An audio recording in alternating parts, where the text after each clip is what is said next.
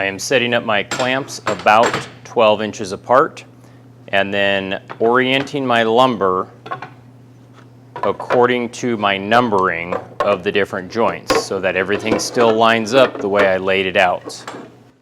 And I can verify that I laid it out correctly based off of my numbering of the joints. Each edge will then get glue, and I need to spread this around to coat the entire edge surface.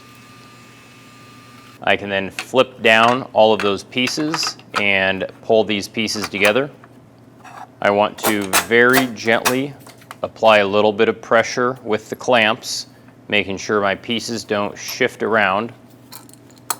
I can then add additional clamps to the other side, giving that just a little bit of pressure as well. And then I can go through and snug each of the clamps. What I don't want to do is over tighten any of the clamps.